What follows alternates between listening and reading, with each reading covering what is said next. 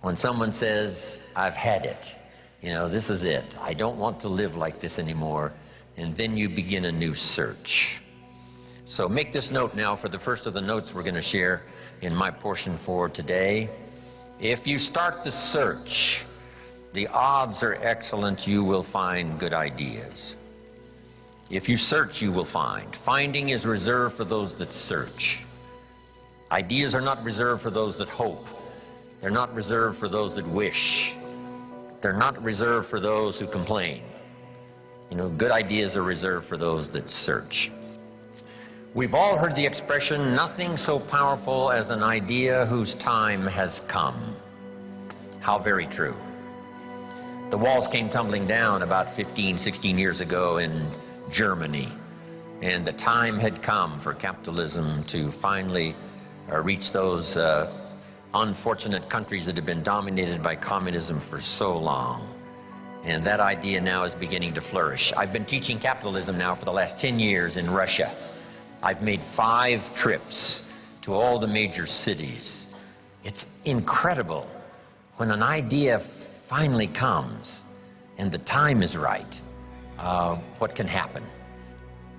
We need to gather ideas from a variety of voices and from a variety of experience, from social to personal to political to the management of time, the conservation of resources, business, entrepreneur, career, all of that. That from testimonials and personal experience, we have enough information to conclude that it's possible to design and live an extraordinary life. I don't know how far you want to go. Here's the first essence of life, and that is self-preservation. To produce enough to take care of yourself. The instructions given right to the couple that left the Garden of Eden. One was to multiply. It's a lonely place with only 2 people. But here were the next instructions, to be fruitful. How fruitful, how productive should one be?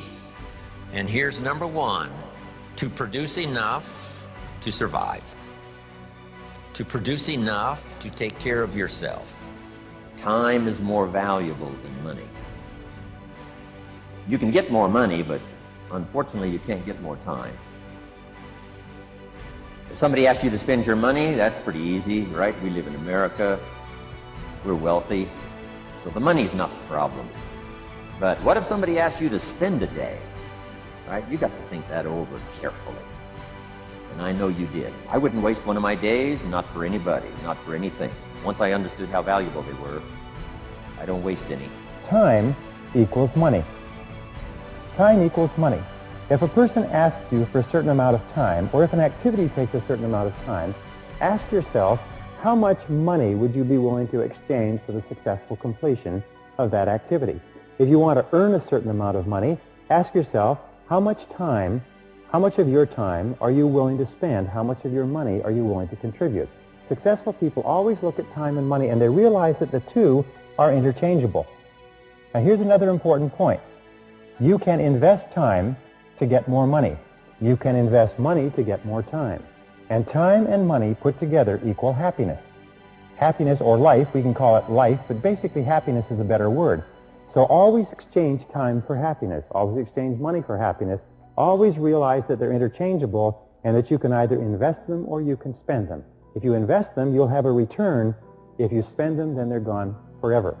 If you take up major time to do minor things, I'm telling you, you'll be behind the curve constantly. Integrity seems to be an absolute requirement for successful human living. A failing in integrity or compromising your values not only seems to bring about a punishment that fits the crime, whether it's in business and politics or personal life, but it seems to create a high level of stress, unhappiness, and inner turmoil in the life of the individual. This need for absolute integrity seems to require that you live in truth with all people and under all circumstances. Living in truth means that you never live a lie. It means that you never compromise your integrity for the sake of a job or money or a relationship. It means that you always do and say what you know to be right and true, no matter what the short-term cost or benefit. Living in truth means that you do not pretend or practice self-delusion. You face life, your relationships, and your circumstances exactly as they are, not as you wish they would be. Living in truth means that you never stay in a situation that makes you unhappy or which you feel for any reason is wrong for you. Set peace of mind as your highest principle.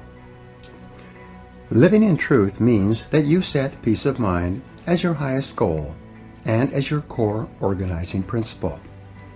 You select all your other goals to be consistent with it. You never compromise your peace of mind for anyone or anything else. You do and say only those things that feel perfectly right for you. You accept your own thoughts and feelings completely, whatever they are, and you systematically change each part of your life that is not giving you peace of mind. Only in this way can you enjoy the high levels of self-confidence that are experienced by the superior individual. Only by insisting that everything you do allows you to live in peace with yourself can you feel really terrific about yourself and get along wonderfully in all your relationships. Living consistent with your values is the key to happiness, harmony, well-being, and high levels of self-confidence. You can tell what you truly believe by observing what you do in any situation where you have to make a choice. Especially when you are under stress and pulled in two directions at once, with opposing demands or responsibilities, this is when your true values are revealed. The action that you take in any given situation will tell you which of your values is uppermost, or whether you have any values at all. It is not what you say, or hope, or wish, or intend, but only what you do that counts. Your choices of the actions you take tell you unerringly who you really are. In fact, you can tell what your values have been in the past by looking back and observing what you did under stress when you had an important choice to make. Did you listen to the better angels of your nature, or did you compromise for a short-term advantage? A person who says that his or her family comes first and then has to choose between working late and going to a child's school play or sports activity, and who chooses the child's needs over the boss's requirements, is a person who is living consistent with his or her highest values. Everyone has had the experience of walking away from a job or a relationship, even though considerable sacrifice was involved, because it was the right, though painful thing to do. And you probably remember how great you felt as a result. Whenever you act consistent with a higher value, you always feel terrific about yourself, and your self-confidence soars. But whenever you compromise your values for any reason, you feel uncomfortable, inferior, guilty, and your self-confidence plummets. When you got an idea you want to move on, you might not have the money, you might not have the education, you might not have the support or the resources you need. What is that something that can keep us going, that will enable us to act on our dream? What's one of those keys that will begin to help us to discover the secrets to our dream? Here's what I want you to repeat after me, please, with power and conviction. Say, it's possible. It's possible. That's all I want you to do when you look at your dream. Just say to yourself every day, it's possible. Just say that every day to yourself, it's possible. Because what does that do? See, it begins to change your belief system. See, the way in which we operate, ladies and gentlemen, it's a manifestation of what we believe, what's possible for us. Whatever you've done up to this point, all that it really is a duplication, it's a reproduction of what you believe subconsciously that you deserve and what's possible for your life. Most people operate out of their personal history, out of their memory, things they've done, things they've experienced, things they've seen, things that they have observed. What I'm suggesting that you operate out of a larger vision of yourself. I want you to see yourself doing what you want to do, experiencing what you want to experience, having what you want to have, doing what it is that gives your life some meaning and value. Operate out of your imagination, not your memory. Because whenever you look at where you want to go, I'm wanting to warn you, you will have some conversation back here after you go through the data that you've experienced in life saying you can't do it. And so what you want to begin to do is ignore that inner conversation. Well, most people, ladies and gentlemen, when something happens to them, what they do is they begin to believe that that's the way it is. That's the way it's always been. And they can't see the possibility of it being any different. Example, before April 1954, the common belief, the universal belief, because it had been tried again and again and again and people had failed, the belief was that man was not physically capable of breaking the 4-minute barrier, that he could not run a mile in less than 4 minutes. That was the belief on the planet. It had never been done. But here's what happened, ladies and gentlemen. Roger Bannister came along, and he broke the 4-minute barrier. Now here's what's significant about that. Since that time, up to this day, over 20,000 people have done it, including high school kids. What changed? 20,000 people, what changed? Here's what happened when they got on the track. They knew it had been done. And because they knew it had been done, there was a new belief about this barrier, about this goal that was unreachable. And those 20,000 people got in a race believing, knowing in their heart that someone had done it, that it's possible that they could do it. And I'm saying that if you know anybody that had some goal, some dream, something they wanted to do, and they did it, then I'm saying that you know in your heart that if someone has done it, then you can do it. It's possible. And that if someone can make their dream become a reality, that it's possible that you can make your dream become reality. And so as you begin to look at where you want to go, beginning to embrace that, it's possible. I'm blessed and highly favored. I've got a lot going for me. I got some good stuff in me. And it's possible that I can bring my greatness out here in the universe. That I can do what I want to do. It's possible I can write my own book. I can have my own business. I can take the trip and travel around the world. It's possible. I can bounce back from adversity and reinvent my life. It's possible. Regardless of where I am, the things can get better for me. It's possible. I'm thinking about two men right here in Chicago who were fairly successful, similar background, educated. They worked for a corporation for many years, and they were among many people that were laid off. Two guys who were very good friends. One went out looking for a job for several weeks along with the other one, and they faced disappointment and rejection again and again and again. They couldn't find any work, which is the story of many people across this country. One guy stopped. He became discouraged.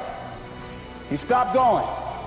He stayed home looking at television, became very argumentative and toxic with his wife, and he just gave up.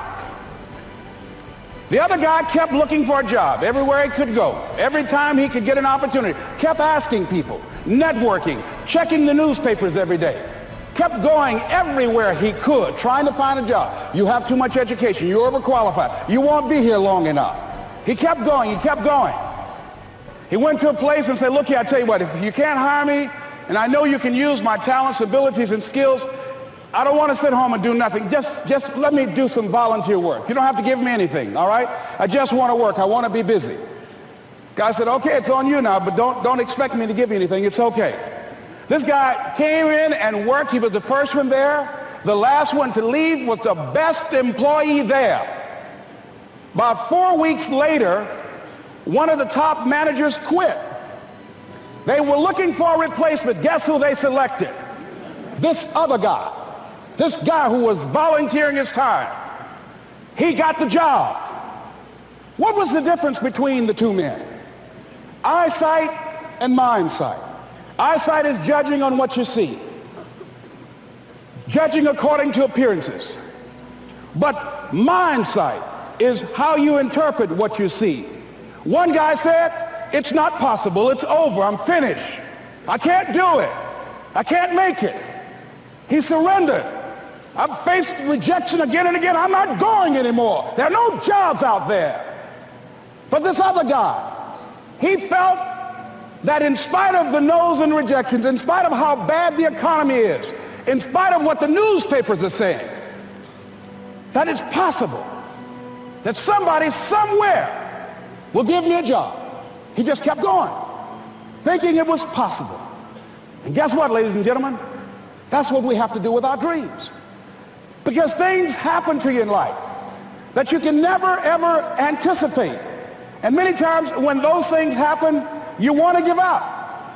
I remember when I was in broadcasting, when I was a disc jockey, I became very controversial, not only being a disc jockey, but I felt that radio was something that you not only entertain people with, but you also empower them, you educate them. And I got fired. I didn't just leave, they fired me. That was a shock. I said, wait a minute. They took my microphone. I thought that was who I was. No, ladies and gentlemen, it wasn't. I had to do something else. And I didn't know what else I could do. See, here's what I'm looking at. What are the uses for your life right now that you haven't even reached for yet? See, I believe that when you don't have enough encouragement to act on your dreams or ideas, or you're not enlightened enough, that life will act on you.